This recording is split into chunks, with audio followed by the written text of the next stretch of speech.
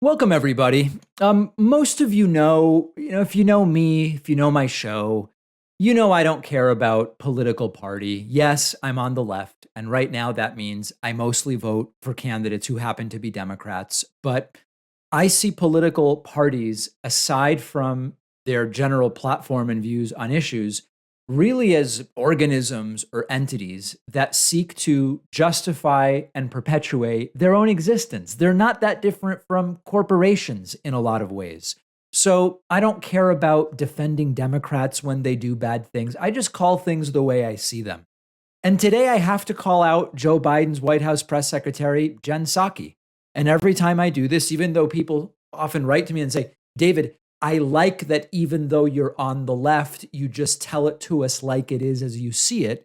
When what I happen to see is someone on the left not behaving correctly, sometimes people get mad and say, David, you shouldn't be talking about this. Well, listen, Jen Psaki does some things well, and she does other things not so well.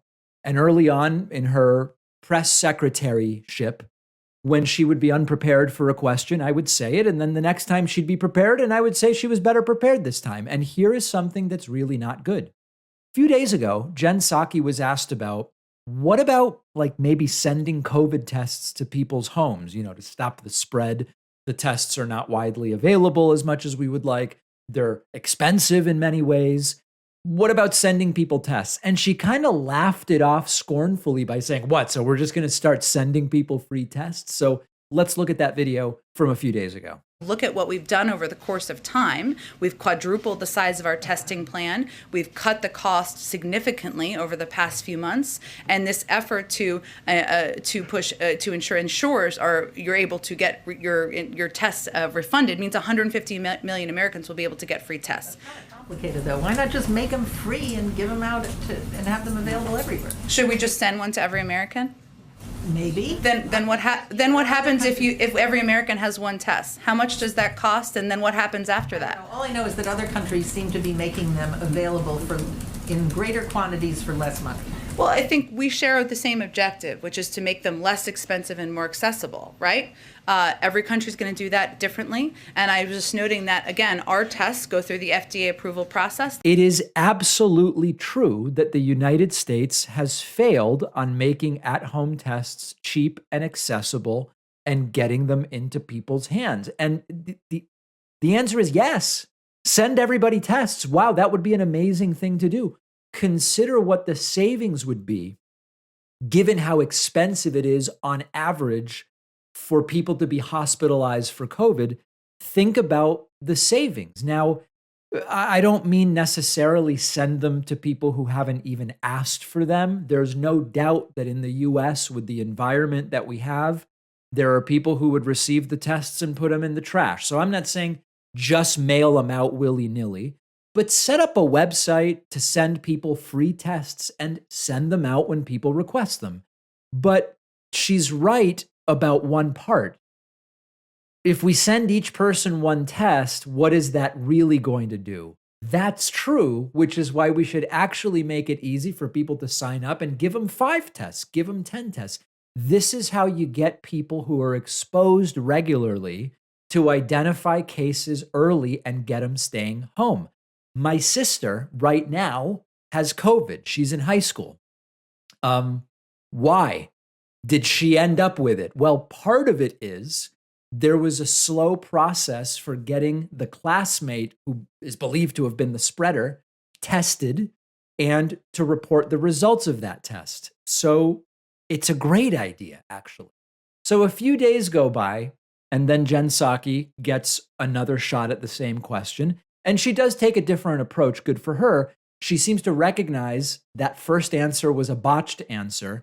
The problem is she ends up reading a pre-written answer, which is a lot of words with very little meaning. Take a look at her next answer to the question. Is the White House's position on this simply a cost analysis, or are there other reasons why the administration doesn't think that sending tests, COVID-19 tests, to all Americans is a good strategy? Well, let me give you an overarching, comprehensive understanding of how we're approaching this to give you a sense, and I appreciate the question. In February, we wrote new guidance to make insurers cover asymptomatic PCR and point-of-care tests critical to helping the majority of Americans who have private insurance not worry about burdensome test costs. We quadrupled the number of free pharmacy testing sites with a priority on vulnerable communities. And we've also secured funding from the rescue plan, invested it in hardest hit areas, $10 billion for schools to conduct testing, nearly $1 billion for rural clinics and hospitals.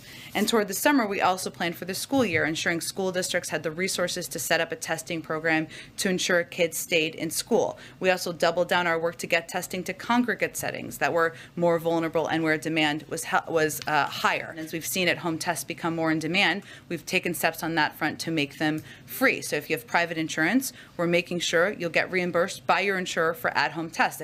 All right, so you get the idea. There's like another minute, but I'm not going to play it all for you because it's this pre-written, not very substantive answer. And it became, since we aren't going to send people free tests, I'm going to read a bunch of stuff for you that we've done, which doesn't include free tests and is not going to include free tests. There are places that are doing the free testing thing. Monroe County, New York is doing it to some degree. In Colorado, I believe if you have kids in school, there's a way to get free tests.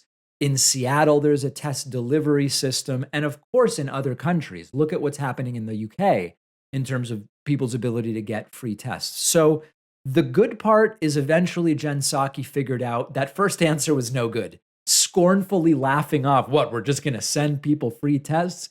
Yes, that was not good. So she changed her attitude, but she then came back with, something that clearly is not thinking nearly big enough and a sort of pre-written answer, communicating very, very little. One of the ways that we can normalize more to what we had before the pandemic, which the right wants to do, and at least the Biden administration wants to be able to do in order to help the economy and so on and so forth, it's make sure that we can easily figure out who has COVID. And free testing would be a major, major piece of that. It's funny because her new answer, the pre-written 2-minute answer that I played 1 minute of for you, it is better in that it's less offensive. It's less free tests. Get the hell out of here. It's less of that. But it doesn't actually get us anywhere closer to just sending people free tests, which is abundantly clear they have no interest in or intention of doing. So she was prepared because she knew that first answer was no good, but it doesn't seem like they're going to do the free tests, guys. And this is one of the differences in a lot of other countries, the accessibility and the low or no cost testing options that are there. If you're having trouble thinking of what to give someone as a holiday gift, check out our sponsor, Shaker and Spoon, the monthly cocktail subscription box delivering the ingredients and recipes for craft cocktails right to your door.